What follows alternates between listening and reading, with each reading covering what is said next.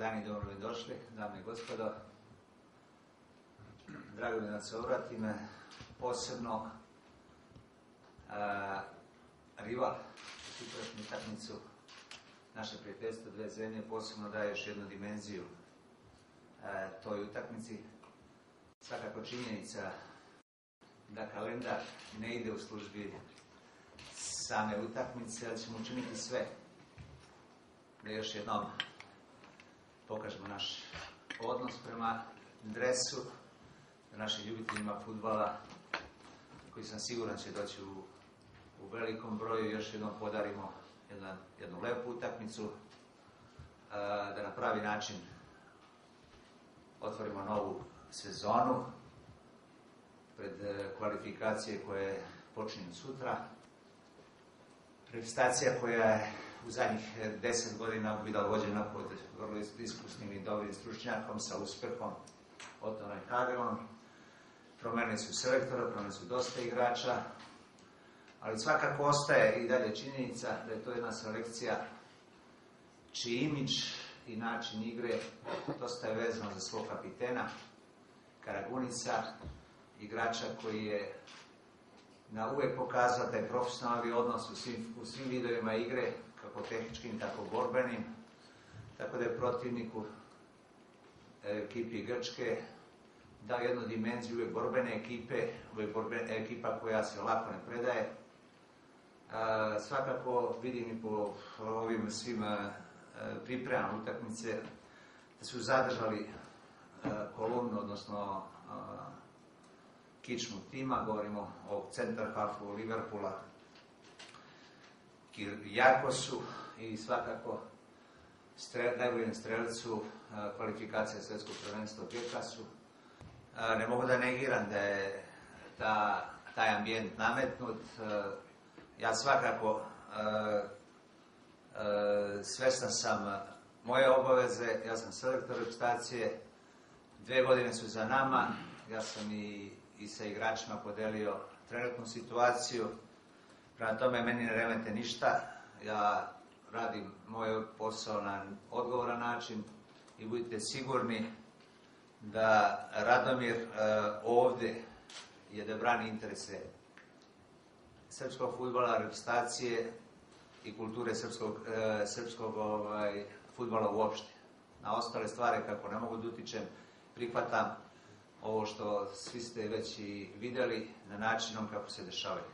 Ja, kad je publika u pitanju, zaista samo mogu da budem zahvalan, jer sve ovo što smo postigli do sada, kao reprezentacija, kao familija, kao grupa, oni su aktivni učesnici svih tih ambijenta. Ja sam rekao i na zadnjoj konferenciji štampu na što sam posebno ponosan i čime se dičim.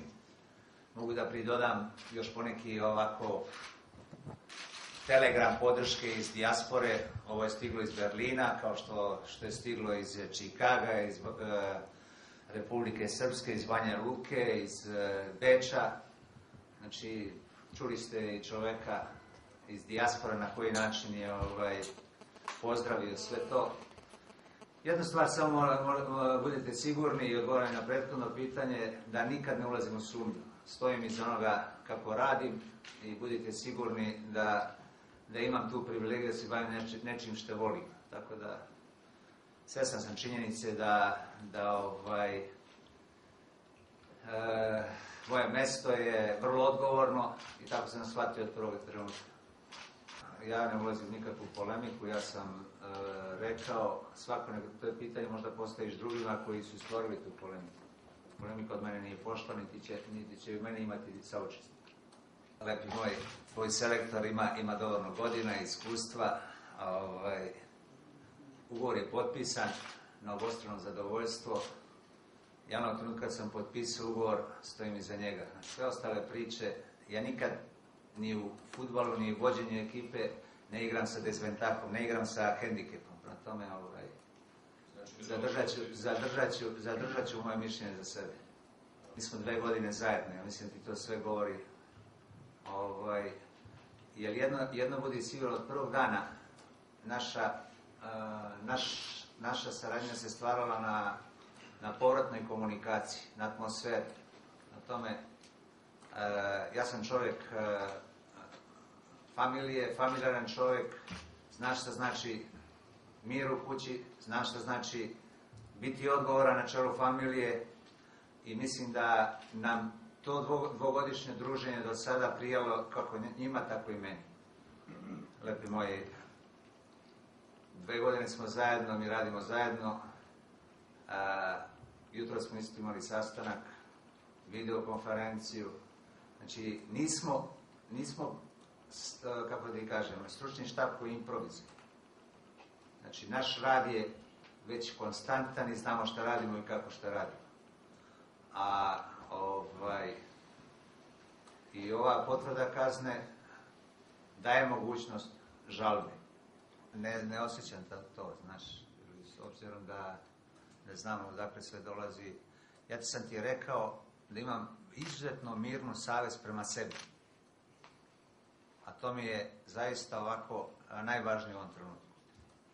A sve ostalo na što ne mogu da utiče, nikad se time nisam ni bavio.